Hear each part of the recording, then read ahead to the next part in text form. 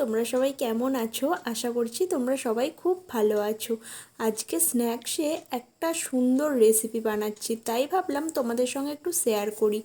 আজকে বানাচ্ছি ছোলার ডালের পকোড়া। তো ছোলার ডালের পকোড়া তোমরা কম বেশি অনেকেই খেয়েছো, বাট আমার এই রেসিপিটা ফলো করলে একদম সহজে হয়ে যাবে।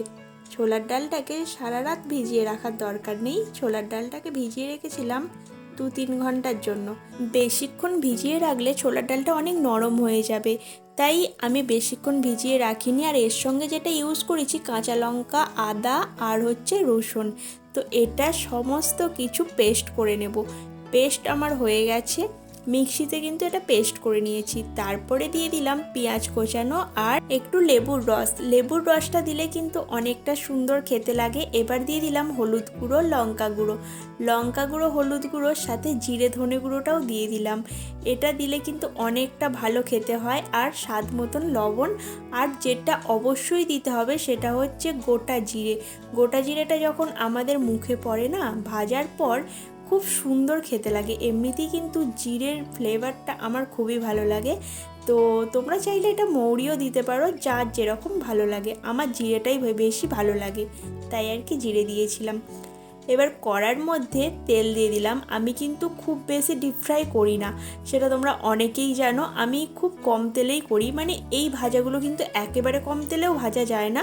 তাই মোটামুটি একটা তেল দিয়েছি, দিয়ে ছোট ছোট করে দিয়ে দিচ্ছি। যেমন রাস্তার ধারে যে ডাল বড়াগুলো বিক্রি হয়, যেরকম দেখতে হয় ঠিক সেরকমই শেপ করেছি।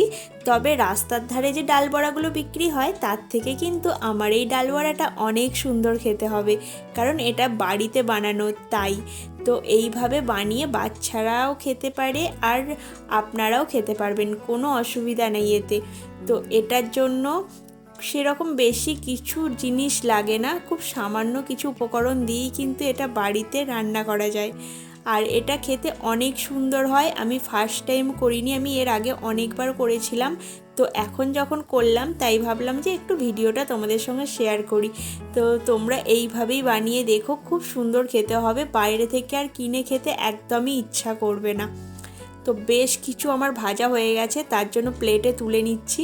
এখনও অনেকগুলো ভাজা বাকি আছে, তবে আমার আর তস হয়েছে না। মনে হচ্ছে এক্ষুনি খেতে শুরু করে দিই, কিন্তু না, বাকিগুলো ভেজে নিই, তারপরে শান্তিতে বসে খাবো টিভি দেখতে দেখতে।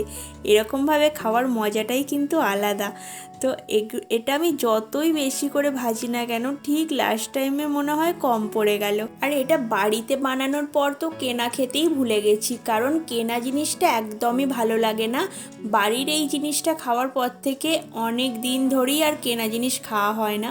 আরও একটা কথা তোমাদেরকে বলে দিই, তোমরা যখন এই ডাল বড়ার মানে এই ডালটা যখন ভাঙবে, মিক্সিতে যখন পিষবে, তো একটু গোটা গোটা ডালটা রেখো, মানে একেবারে পেস্ট করে ফেলো না, একটু আধ ভাঙা করে ভেঙো। দেখো এখন আমার রেডি হয়ে গেছে, আর প্লেটে নিয়ে বসেও গেছি। তার সাথে লাল লাল সস নিয়ে নিয়েছি, এর সঙ্গে কিন্তু ঝাল সসটাও খুব সুন্দর যাবে। আর এখন শান্তি করে বসে খাচ্ছি টিভি দেখতে দেখতে, দারুণ লাগছে খেতে। আর যারা ডাল বড়া প্রেমী আছো তাদের জন্য তো এটা লোভনীয় একটা খাবার। তো তোমরা দেরি করো না, ঝটপট বানিয়ে নিও। আর যেটা বললাম, ডালটা কিন্তু একেবারে পিষে ফেলো না, একটু আধ ভাঙা করে পিষো, তাহলে এক একটা ডাল যখন মুখে পড়বে সেটার টেস্ট কিন্তু আরও সুন্দর হয়ে যাবে। তো সেরকমই আমি বানিয়েছি। তো চলো, ভিডিওটা ভালো লাগলে একটা লাইক করে পাশে থেকো। টাটা।